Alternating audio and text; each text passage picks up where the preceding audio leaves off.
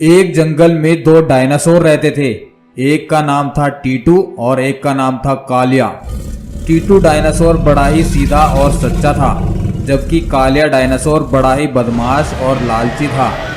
Kaliya dinosaur हर समय जंगल में घूमकर जानवरों पर अत्याचार करता। वह किसी भी जानवर को अपनी टक्कर से उड़ा देता। कभी कभी तो वह जानवरों को अपने जबड़ों में दबा लेता। सभी जानवर उससे बहुत परेशान थे। टीटू डायनासोर बहुत ही सीधा लेकिन ताकतवर था। उसे अपनी ताकत पर जरा भी घमंड नहीं था। वह जानवरों की मदद करने में कभी पीछे नहीं हटता था। एक बार जंगल में भयंकर सूखा पड़ गया। धीरे धीरे जंगल से हरे पेड़ और पौधे खत्म हो गए और जंगल के तालाब भी अब सूखने लगे थे। तालाब में बहुत थोड़ा सा पानी बचा था और बारिश होने के कोई आसार नहीं दिख रहे थे। एक दिन कालिया डायनासोर ने जंगल के तालाब पर कब्जा कर लिया और जो भी जानवर तालाब से पानी पीने के लिए आता वह उसे मारकर वहां से भगा देता। टीटू डायनासोर उस समय जंगल में नहीं था। वह किसी दोस्त से मिलने दूसरे जंगल में गया हुआ था। कालिया डायनासोर मजे से तालाब पर बैठा था और जंगल के जानवरों को अब पानी मिलना मुश्किल हो गया था। कई दिन तक जब जानवरों को पानी नहीं मिला तो वह सब जंगल को छोड़कर वहां से जाने लगे। वह रास्ते से चले जा रहे थे कि रास्ते में टीटू डायनासोर आता हुआ मिला। जब उसने सब जानवरों को एक साथ जाते हुए देखा तो पूछा, अरे दोस्तों, सब के सब कहाँ जा रहे हो? क्या बात है? तभी भालू बोला, क्या बताएं टीटू भाई, कालिया डायनासोर ने जंगल के तालाब पर कब्जा कर लिया है और वह किसी जानवर को तालाब से पानी पीने नहीं दे रहा है। हम और हमारे बच्चे कई दिनों से प्यासे हैं और अब प्यास से मरने की नौबत आ गई है, इसलिए ये जंगल ही छोड़कर हम जा रहे हैं। क्या कहा? उस कालिया की हरकतें दिन पर दिन बढ़ती जा रही है। चलो आज मैं उसकी खबर लेता हूँ। फिर टीटू सब जानवरों के साथ तालाब की ओर निकल पड़ता है। तालाब पर जाकर वह देखता है कि कालिया मस्ती में वहां खड़ा है। टीटू जोर से बोलता है, ओए कालिया, तूने क्या जंगल के तालाब को अपने बाप की जागीर समझा है? चल हट यहाँ से और जंगल के जानवरों को पानी पीने दे। कालिया बहुत ही हट्टी था। वह हंसते हुए बोला, हा हा हा हा हा, आ गए तुम भी इनकी तरफदारी करने, लेकिन कोई फायदा नहीं। जब तक बारिश नहीं हो जाती तब तक मैं किसी को भी इस तालाब से पानी नहीं पीने दूंगा। टीटू को कालिया की बात बहुत बुरी लगती है। वह गरज कर बोलता है, देखो कालिया, अगर तुम नहीं माने तो मुझसे बुरा कोई नहीं होगा। कालिया हंसते हुए बोला, हा हा हा हा हा, तुम सब मिलकर भी मेरा कुछ नहीं बिगाड़ सकते। मैं सबसे ताकतवर हूँ। फिर टीटू डायनासोर को बहुत ज्यादा गुस्सा आ जाता है।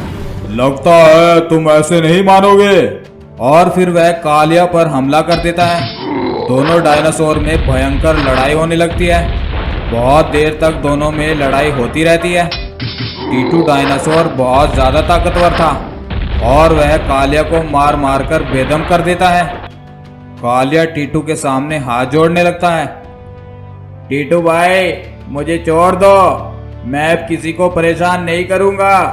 ये तालाब सभी का है, कोई भी यहाँ से पानी पी सकता है। टीटू डायनासोर बड़ा ही दयालु था और उसने कालिया को छोड़ दिया। कालिया वहां से तुरंत ही जंगल में भाग गया।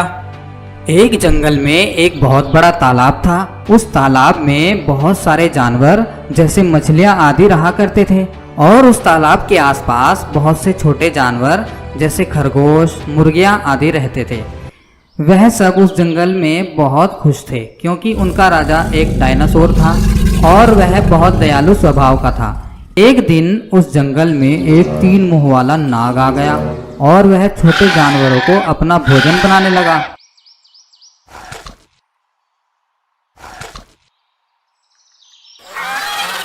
उसका जब भी मन करता वह खरगोश, मुर्गी, बत्तख या मछली किसी को भी मारकर खा जाता था।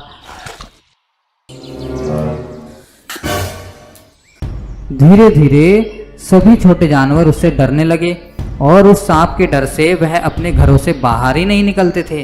अब उस सांप के लिए भोजन मिलना मुश्किल होने लगा और उसने सोचा, अरे ये छोटे जानवर तो दिखाई ही नहीं देते हैं, कई दिनों से खाना नहीं मिला है, क्या करूं?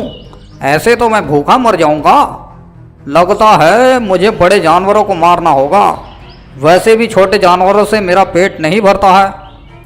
ये सोचकर वह बड़े जानवरों की तलाश में निकल पड़ा। कुछ दूर जाने पर उसे एक बकरी वहाँ घास चरती हुई दिखाई पड़ी। सांप ने मन ही मन सोचा, वाह कितनी मज़ेदार बकरी है, इसको खाने में बहुत मज़ा आएगा और कई दिनों से मुझे भोजन भी नहीं मिला है, अभी इसको मारकर अपने भोजन का प्रबंध करता हूँ। बकरी सांप के खतरे से अनजान मज़े में खाना खाने में व्यस्त थी कि तभी उस सांप ने एक ही वार में बकरी को नीचे गिरा दिया और उसके गले पर वार करके उसको मार दिया और मज़े से उसका मांस खाने लगा। और देखते ही देखते कई दिनों से भूखा सांप पूरी बकरी को खा गया। वाह ये बकरी तो बहुत स्वादिष्ट थी, अब से उन छोटे पिद्दी जानवरों को खाने से अच्छा है कि मैं इन बड़े जानवरों को ही खाया करूँगा। उन छोटे जानवरों का मांस खाने में भी अच्छा नहीं लगता है। अब वह सांप बड़े जानवरों जैसे बकरी, हिरण, भेड़ आदि को खाने लगा।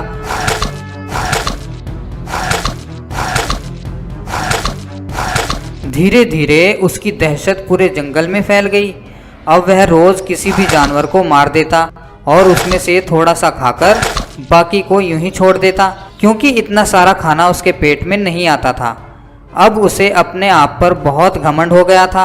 वह सोचता था कि इस जंगल में अब उसे कोई नहीं हरा सकता और जो भी उससे पंगा लेगा वह उसको मार देगा। उसको अपनी ताकत पर बहुत ज़्यादा घमंड हो गया था। जंगल के जानवर उस सांप से बहुत परेशान हो गए थे, तो सभी ने अपने राजा डायनासोर के पास जाकर अपनी परेशानी बताई। डायनासोर बोला, तो ये बात है, मैं आज ही उसका इलाज करता हूँ। डायनासोर ने अपने मंत्री बाज को सांप के पास भेजा और उसको बोला कि सांप को जल्दी से यहाँ बुलाकर लाओ। बाज ने जब सांप को जाकर कहा कि महाराज ने तुमको बुलाया है, तो घमंड में चूर सांप ने बाज की बात को ठुकरा दिया और बोला, जाओ जाकर कह दो अपने महाराज से कि हम किसी से नहीं मिलते हैं, अगर किसी को हमसे मिलना है तो वह स्वयं हमारे पास आए। जब बाज ने ये बात डायनासोर को जाकर बताई तो डायनासोर गुस्से में आग बबूला हो गया और तुरंत ही सांप को मारने के लिए निकल पड़ा। उधर सांप घमंड में चूर होकर बेफिक्र होकर पड़ा था। डायनासोर सांप के पास जाकर बोला, ओए घमंडी सांप, तेरी इतनी हिम्मत कि तूने हमारे पास आने से मना किया, अब तेरी खैर नहीं, मरने के लिए तैयार हो जा या माफी मांग ले। लेकिन घमंड में चूर सांप ने डायनासोर से कहा, हा हा हा हा, मैं और माफी मांगू? हो ही नहीं सकता। डायनासोर को उसकी बात पर बहुत ज्यादा गुस्सा आ गया। वह गुस्से में दहाड़ कर बोला, तो फिर मरने के लिए तैयार हो जा। सांप भी लड़ने के लिए तैयार था, लेकिन इतने बड़े डायनासोर के सामने भला उस पिद्दी सांप की क्या औकात थी। दोनों के बीच लड़ाई होने लगी।